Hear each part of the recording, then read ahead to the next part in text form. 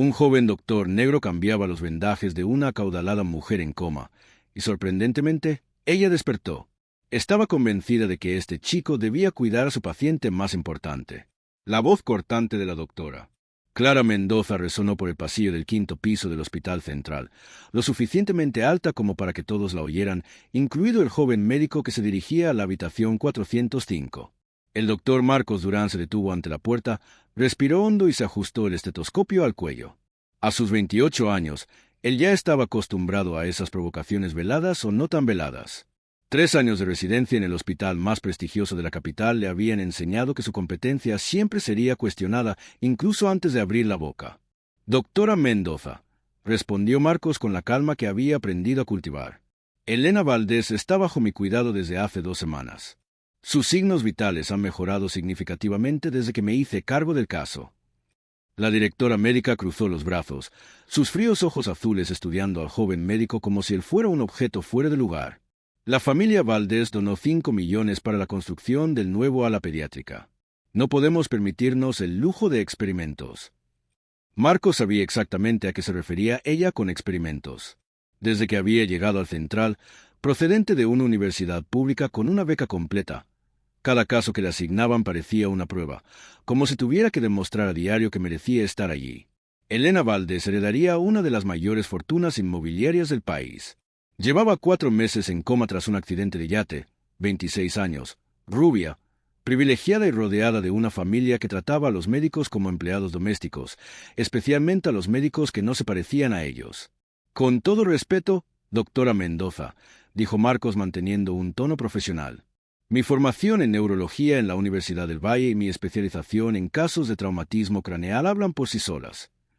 La mención de la Universidad del Valle, una de las mejores facultades de medicina del país, hizo que Clara frunciera el ceño. Siempre era lo mismo, sorpresa genuina cuando descubrían sus credenciales, seguida de sutiles intentos de restar importancia a sus logros. Marcos entró en la habitación de Elena, donde la suave luz de la mañana se filtraba a través de las costosas cortinas. La joven heredera llevaba 120 días inmóvil, respirando con ayuda de aparatos, rodeada de flores carísimas que llegaban a diario de amigos de la alta sociedad. Pero había algo que nadie más había notado. Sutiles signos neurológicos que Marcos había estado documentando meticulosamente en notas privadas. Pequeños movimientos oculares, alteraciones en el patrón respiratorio, microreacciones a los estímulos. Su tesis de maestría sobre estados de conciencia alterada le había proporcionado conocimientos que pocos médicos poseían. «Buenos días, Elena», murmuró Marcos mientras comenzaba a cambiar el vendaje de la incisión quirúrgica. «Sé que estás ahí dentro y cuando estés lista para volver, aquí estaré». Lo que Marcos no podía saber era que Elena llevaba 3 semanas consciente, atrapada en su propio cuerpo, escuchando cada conversación, cada comentario prejuicioso sobre el médico negro que no debería estar cuidándola. Y por primera vez en su privilegiada vida estaba aprendiendo lo que realmente significaba ser juzgada por algo más allá de su elección. Mientras Marcos trabajaba con precisión quirúrgica, comprobando reflejos y signos neurológicos que otros médicos ignoraban, Elena luchaba internamente por enviar cualquier señal de que estaba despierta, pero su cuerpo parecía desconectado de su voluntad, como si una barrera invisible impidiera volver al mundo consciente. Fue entonces cuando ocurrió algo extraordinario.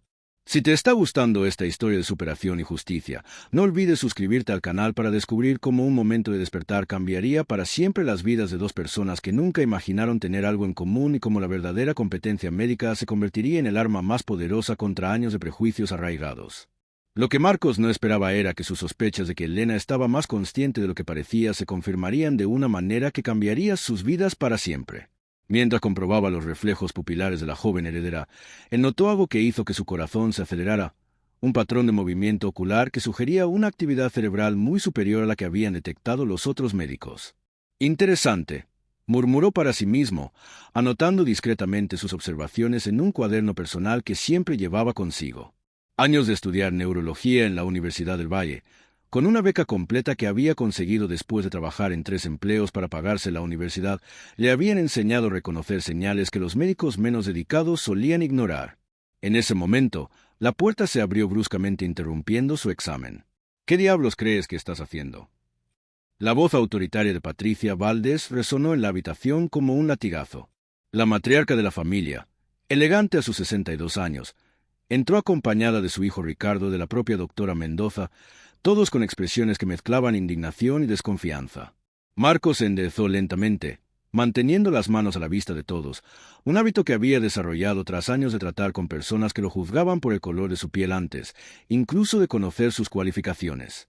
«Estoy realizando el examen neurológico de rutina, señora Valdés», respondió con la calma profesional que había perfeccionado. «Elena ha mostrado algunos signos prometedores que me gustaría investigar más a fondo». Ricardo Valdés, un hombre de 42 años acostumbrado a conseguir todo con dinero e influencia, dio un paso adelante. Signos que otros médicos con mucha más experiencia, no han podido detectar. ¡Qué conveniente! La ironía era casi cómica. Marcos había publicado 2 artículos sobre estados de conciencia alterada en revistas médicas internacionales durante su residencia, algo que pocos médicos conseguían incluso al final de su carrera. Pero allí, en aquella habitación de hospital, sus credenciales valían menos que el color de su piel.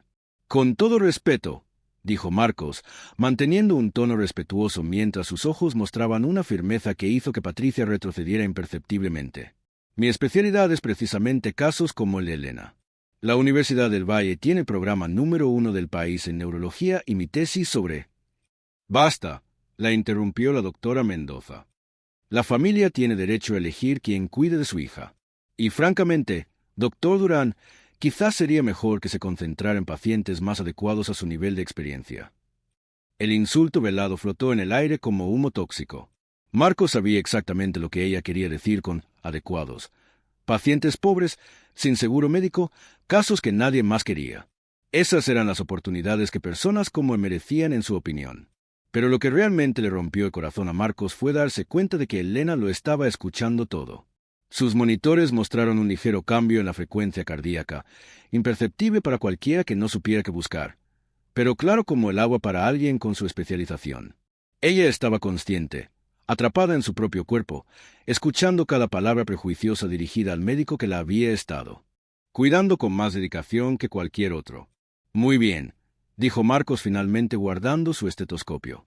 «Hablaré con el doctor Fuentes sobre el traslado del caso. Pero antes de eso...» Se volvió directamente hacia Patricia. «Me gustaría que supieran que Elena ha mostrado patrones neurológicos consistentes con un retorno gradual de la conciencia, signos que otros médicos pueden no reconocer de inmediato». Patricia frunció el ceño. «¿Qué está insinuando?» «No estoy insinuando nada, señora Valdés. Estoy diciendo que en mi opinión médica profesional, Elena puede estar mucho más consciente de lo que parece y si ese es el caso, ella ha estado escuchando cada conversación que ha tenido lugar en esta habitación». El silencio que siguió fue ensordecedor. Ricardo cambió incómodamente de posición mientras Patricia miraba a su hija con una expresión que mezclaba esperanza y algo que parecía culpa. ¿Es posible?», preguntó Patricia con la voz algo menos autoritaria que antes. Marcos asintió con gravedad. «Es más común de lo que se cree. Los pacientes en coma prolongado a veces recuperan la conciencia gradualmente, escuchando y procesando información mucho antes de poder responder físicamente. Por eso siempre recomiendo a las familias que hablen con los pacientes como si estuvieran despiertos». Él no mencionó que había pasado 2 semanas hablando con Elena sobre medicina, música clásica e incluso sobre los prejuicios a los que se enfrentaba a diario en el hospital. Conversaciones que ahora tenían todo el sentido del mundo si ella realmente estaba consciente. La doctora Mendoza carraspeó, claramente incómoda con el rumbo de la conversación. «Bueno, esos son solo especulaciones. El doctor Fuentes podrá evaluarla adecuadamente cuando se haga cargo del caso». «El doctor Fuentes», dijo Marcos con una sonrisa que no llegó a sus ojos, que curiosamente nunca ha publicado nada sobre neurología y cuya última actualización sobre cómo fue hace 15 años, pero estoy seguro de que él cuidará muy bien de Elena. Era una crítica sutil devastadora. Todos allí sabían que Fuentes era más conocido por su diplomacia con las familias ricas que por su competencia médica actual. Mientras los Valdés salían de la habitación en silencio, Marcos se acercó una última vez a la cama de Elena. «Si me oyes», susurró demasiado bajo para que los demás lo oyeran. «Quiero que sepas que nunca abandonaré a un paciente por prejuicios o presiones. Pero lo que es más importante, quiero que sepas que eres mucho más fuerte de lo que ellos creen. Y cuando estés lista para volver, espero que recuerdes que la verdadera fuerza no proviene del dinero ni del estatus, sino de cómo tratamos a las personas cuando no pueden defenderse». Lo que Marcos no podía ver era la lágrima solitaria que resbalaba por el rostro de Elena, la primera reacción física que ella había podido producir en meses. Por primera vez en su privilegiada vida estaba experimentando lo que significaba ser juzgada y defendida por su carácter, no por su apellido. Y mientras Marcos recogía sus pertenencias, documentando cuidadosamente todas sus observaciones sobre el caso antes de pasarlo a otra persona, algo extraordinario estaba sucediendo en el cuerpo de Elena. La combinación de la indignación por el trato injusto que había presenciado y la determinación inspirada por las palabras de Marcos estaba creando una tormenta neurológica que comenzaría a romper las barreras que la mantenían cautiva. Cada palabra prejuiciosa que había escuchado, cada momento de dignidad que Marcos había demostrado bajo presión, estaba forjando en ella una comprensión completamente nueva sobre la justicia, el carácter y el verdadero valor de las personas. Y esa nueva conciencia se estaba convirtiendo en la llave que finalmente la liberaría de su prisión silenciosa, pero no de la manera que nadie podía prever. Lo que los Valdés no sabían era que Marcos Durán no era solo otro médico talentoso que luchaba contra los prejuicios.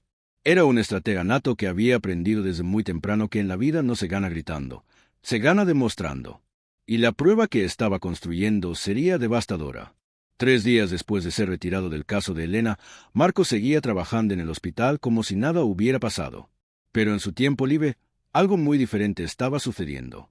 En su pequeño apartamento, convertido en un centro de mando improvisado, organizaba meticulosamente cada pieza de evidencia que había recopilado sobre el verdadero estado neurológico de Elena. ¿Está seguro de eso?, preguntó el doctor Daniel Torres, renombrado neurólogo y profesor jubilado de la Universidad del Valle, mientras examinaba los datos que Marcos había compartido por videollamada. Torres era más que un mentor. Era el hombre que había visto el potencial de un chico pobre del barrio y le había ayudado a conseguir una beca completa en la mejor universidad médica del país. Absoluta, respondió Marcos señalando los gráficos en la pantalla. Los patrones de movimiento ocular, las variaciones en la frecuencia cardíaca durante conversaciones específicas. Las microreacciones pupilares. Todo indica que Elena Valdés está consciente desde hace al menos 3 semanas, posiblemente más. Torres asintió gravemente. Y lo has documentado todo. Cada detalle, vídeos, fotos de los monitores, notas con marcas de tiempo.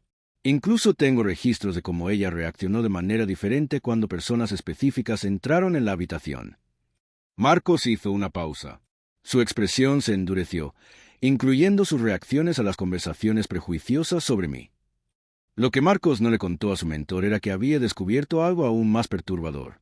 Investigando discretamente los registros médicos anteriores de Elena, había encontrado inconsistencias alarmantes en el diagnóstico inicial. El doctor Fuentes, el médico que había ocupado su lugar, había ignorado signos neurológicos evidentes y había mantenido a Elena con medicación que podría estar prolongando artificialmente su estado de inconsciencia. Mientras tanto, en el hospital la situación se deterioraba rápidamente para Elena. El doctor Fuentes, fiel a su reputación de incompetencia disfrazada de diplomacia, había implementado un protocolo de tratamiento completamente inadecuado. Peor aún, Patricia Valdés había comenzado a presionar para que se realizaran procedimientos más definitivos para acelerar la recuperación de su hija, procedimientos que podrían causar daños neurológicos permanentes. Doctor Fuentes, dijo Patricia durante una de sus visitas diarias, se nos está agotando la paciencia. Elena lleva meses en este estado. Quizás sea hora de considerar opciones más agresivas. Ricardo, siempre el hijo obediente, asintió enérgicamente. Tenemos acceso a los mejores especialistas del mundo, quizás una cirugía experimental. Fuentes, más preocupado por mantener contenta a la familia que por el bienestar de la paciente, comenzó a considerar seriamente esas peligrosas opciones. Bueno, hay algunos procedimientos nuevos que podrían estimular la actividad cerebral. Lo que ninguno de ellos se dio cuenta era que Elena, aún atrapada en su propio cuerpo, pero cada vez más consciente, estaba escuchando cada palabra de esa aterradora conversación. Por primera vez, ella comenzó a comprender verdaderamente el contraste entre el cuidado genuino que Marcos le había mostrado y la peligrosa negligencia que ahora estaba recibiendo. Fue entonces cuando Marcos decidió que era hora de actuar. Utilizando sus contactos en la universidad y la discreta influencia del doctor Torres, él comenzó a preparar algo que los Valdés no veían venir. No sería solo una exposición médica, sería una demolición completa y pública de toda la estructura de prejuicios e incompetencia que dominaba ese hospital. Daniel, dijo Marcos durante una de sus conversaciones nocturnas con Torres, Necesito que te pongas en contacto con la doctora Laura Pérez de la Comisión Médica Estatal y también con los productores de ese programa de investigación televisivo sobre mala praxis médica. Torres arqueó las cejas. ¿Estás seguro de que quieres llegar tan lejos? Los Valdés tienen poder. Pueden destruir tu carrera.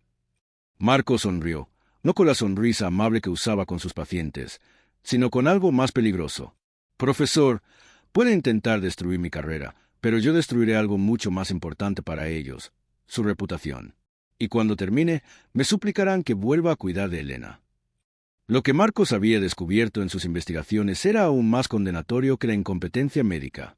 Los documentos financieros mostraban que la familia Valdés había presionado al hospital para que mantuviera a Elena en un estado de coma prolongado con el fin de retrasar las cuestiones legales relacionadas con la herencia. Patricia estaba utilizando la condición de su hija para mantener el control de los negocios familiares, pero la pieza central de su plan no era solo exponer la corrupción, era algo mucho más poderoso. Marcos había encontrado una forma de comunicarse con Elena utilizando técnicas neurológicas avanzadas que había aprendido en la Universidad del Valle. Pequeños códigos mediante presión en las manos, patrones de luz específicos, métodos que otros médicos ni siquiera sabían que existían. Y Elena estaba respondiendo durante sus visitas nocturnas. Cuando lograba entrar discretamente en el hospital gracias a colegas aliados, Marcos había establecido una comunicación básica, pero funcional con la joven heredera. Ella no solo estaba consciente, sino desesperada por exponer lo que su propia familia le estaba haciendo. Elena, susurró Marcos durante una de esas visitas secretas. Si puedes oírme, necesito que sepas que estoy preparando algo. Tu familia va a intentar procedimientos peligrosos, pero te prometo que no dejaré que eso suceda. La respuesta de ella, dos apretones casi imperceptibles en la mano, confirmó lo que él ya sabía. Elena Valdés, la heredera mimada que todos creían conocer, estaba lista para luchar junto al médico que su familia había rechazado por prejuicios. El plan estaba casi listo. En 72 horas, durante la próxima reunión médica de la familia Valdés con el doctor Fuentes, Marcos llevaría a cabo la exposición más devastadora que ese hospital había presenciado jamás. Y esta vez no estaría solo. Tendría la voz de la propia Elena para corroborar cada palabra. Mientras Marcos ultimaba los últimos detalles de su estrategia, verificando cada prueba, cada grabación, cada documento que había recopilado, algo extraordinario estaba sucediendo en la habitación 405. Elena, alimentada por la indignación y la esperanza que Marcos había sembrado en ella, estaba reuniendo fuerzas para algo que sorprendería a todos. Porque a veces la mejor venganza no solo proviene de quien ha sido injustamente tratado, sino de la alianza inesperada entre dos personas que se niegan a aceptar que los prejuicios y la incompetencia venzan a la verdad y la justicia.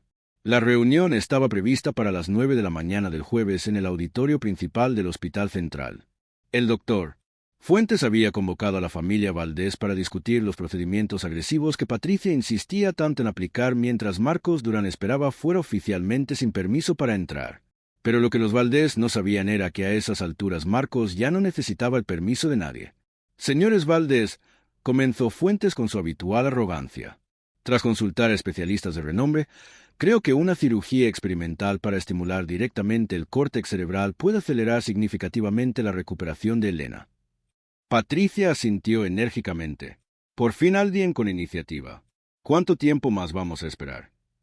Fue justo en ese momento cuando se abrió la puerta del auditorio y Marcos entró acompañado de 3 personas que hicieron que a Patricia se le helara la sangre.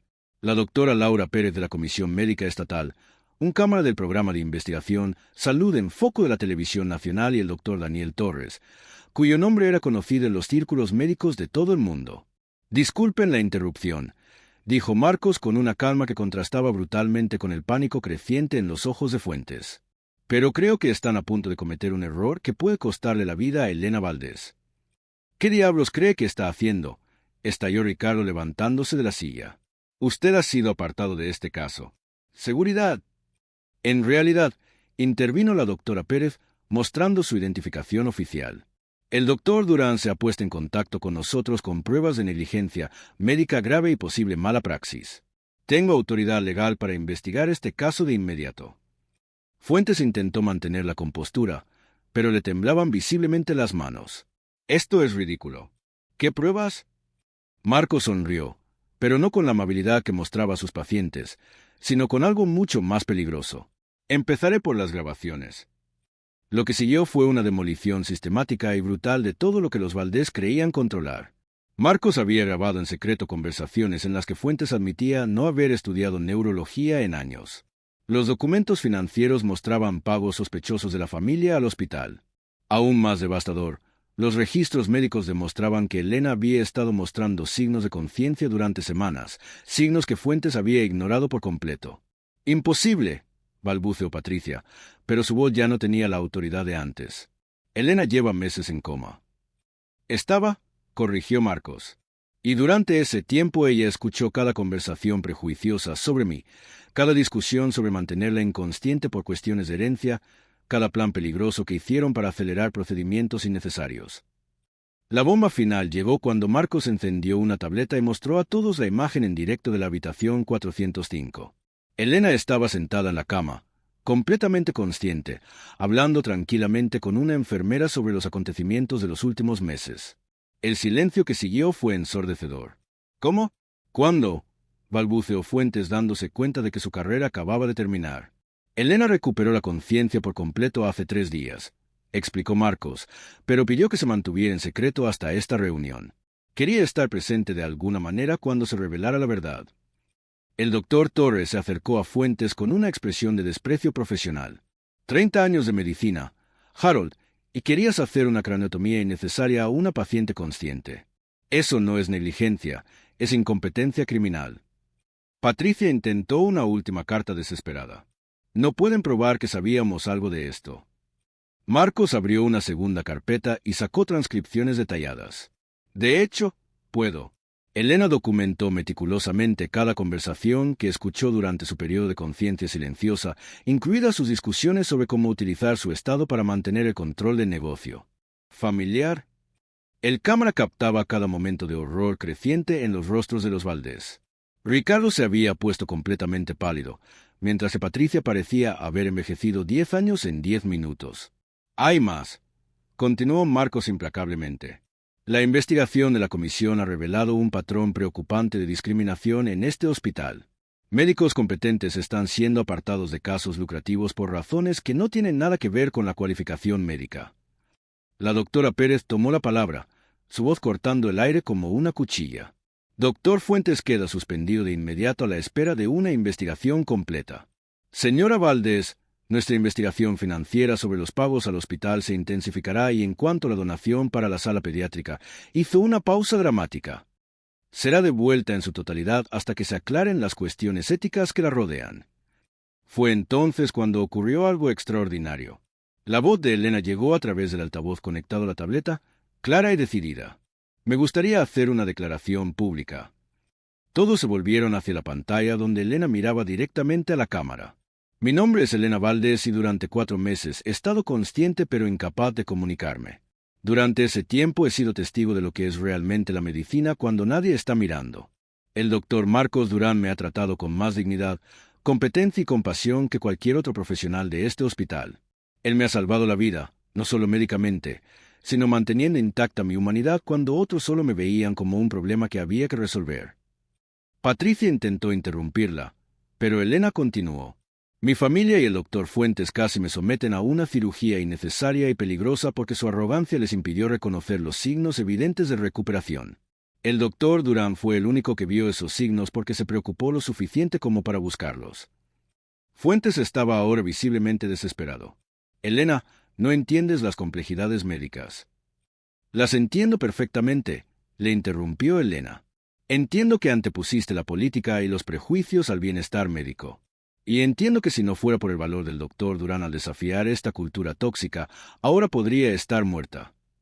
El golpe final llegó cuando la doctora Pérez anunció: «Como resultado de esta investigación, el doctor Marcos Durán será ascendido a jefe del Departamento de Neurología con efecto inmediato.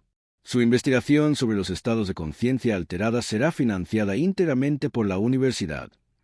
Patricia y Ricardo salieron del auditorio en silencio, con sus reputaciones en ruinas, enfrentándose a investigaciones financieras y a la perspectiva de un juicio. Fuentes fue escoltado por seguridad y su licencia médica fue suspendida indefinidamente. Mientras las cámaras captaban los últimos momentos de la reunión, Marcos finalmente se permitió un momento de satisfacción genuina. No era venganza, era justicia, pura, simple y devastadoramente eficaz. Pero el verdadero giro aún estaba por llegar. Porque como Marcos pronto descubriría, Elena Valdés no era solo una paciente la que había salvado.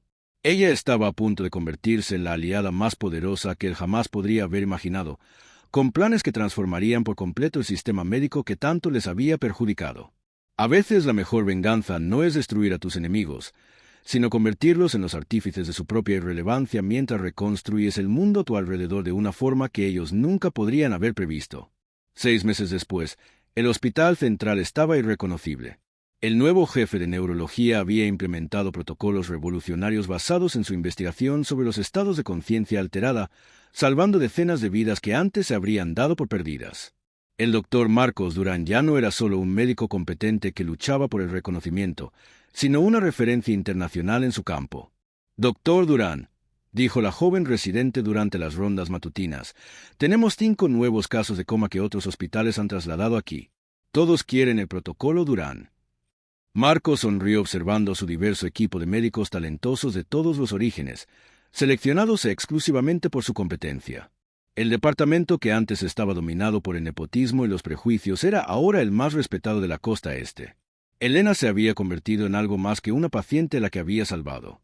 Era su socia en la Fundación Durán Valdés para la Justicia Médica, una organización que investigaba casos de discriminación en los hospitales y financiaba la educación médica de estudiantes de comunidades desfavorecidas. Su primera victoria legal había dado lugar a una indemnización de $8 millones para un médico hispano despedido injustamente, dinero que salió directamente de los beneficios del hospital que había permitido la discriminación. «Marcos», dijo Elena al entrar en su nueva oficina con vistas a un parque céntrico. «Acabamos de recibir la confirmación. La Universidad Nacional quiere que dirijas el nuevo Centro de Investigación Neurológica. Financiación de $50 millones. La ironía era deliciosa. La misma élite médica que había cuestionado sus cualificaciones ahora disputaba su experiencia como si fuera el santo grial de la neurología moderna. Mientras tanto, el doctor Fuentes había perdido definitivamente su licencia médica después de que la investigación revelara otros casos de negligencia encubiertos a lo largo de los años. Su intento desesperado por conseguir un trabajo en una clínica rural en el interior fue rechazado cuando su nombre aparecía asociado al escándalo en Google. A los 57 años trabajaba como vendedor de equipos médicos, un puesto que le obligaba a visitar hospitales donde antes era tratado como un rey y ahora era ignorado por médicos que conocían su historia. Patricia Valdés se enfrentaba a una realidad aún más brutal. La investigación financiera había revelado años de evasión fiscal y sobornos, lo que había dado lugar a multas que consumieron el 40% de la fortuna familiar. Ricardo se había mudado al extranjero huyendo de los procesos judiciales mientras Patricia vivía recluida en su mansión evitando los eventos sociales en los que antes brillaba. El nombre Valdés, que durante generaciones había simbolizado el poder y el prestigio, ahora era sinónimo de corrupción y prejuicio. «¿Sabes lo que más me impresiona?», comentó Elena mientras revisaban los informes trimestrales de la Fundación. «No fue solo la justicia, fue la transformación completa del sistema». Marcos asintió, recordando aquellos días en los que tenía que demostrar su competencia con cada paciente, con cada procedimiento, con cada conversación. Ahora, jóvenes médicos pertenecientes a minorías acudían al Hospital Central específicamente porque sabían que allí el talento era la única moneda que importaba. La sala de reuniones del hospital, donde meses antes había sido humillado públicamente, ahora albergaba el programa de Mentores Durán, donde médicos veteranos de todos los orígenes formaban a la próxima generación de profesionales. La placa en la pared decía simplemente: «La competencia no tiene color, género ni apellidos». El doctor Daniel Torres, ahora asesor oficial de la Fundación, solía comentar que nunca había visto una transformación tan completa de una institución. Marcos no solo venció los prejuicios, decía él en conferencias por todo el país. Él demostró que la mejor venganza es construir algo más grande de lo que tus opresores jamás podrían destruir. El momento más satisfactorio llegó cuando Marcos recibió la invitación para dar la conferencia principal en el Congreso Nacional de Neurología, el mismo evento en el que Fuentes solía ser tratado como una celebridad. En la audiencia, los médicos que antes lo ignoraban ahora tomaban notas frenéticamente de cada palabra, mientras los periodistas se disputaban entrevistas exclusivas con el médico que revolucionó la neurología. «La verdadera fuerza», dijo Marcos durante su conferencia, «no proviene de destruir a quienes nos perjudican, sino de construir puentes donde otros solo ven abismos». Cada obstáculo que enfrenté me enseñó que nuestra mayor venganza contra los prejuicios es convertirnos en personas indiscutiblemente excelentes en lo que hacemos. Elena, que observaba desde la primera fila, sabía que había sido testigo de algo poco común, la transformación completa de la injusticia en propósito, de la humillación en grandeza. Marcos no solo había demostrado que tenía razón, sino que había reescrito las reglas del juego. Hoy, cuando los jóvenes médicos se enfrentan a la discriminación, no se rinden. Se preguntan, ¿qué haría el doctor Durán? Y la respuesta siempre es la misma. Trabajar más, estudiar más, ser tan bueno que sea imposible ignorarte.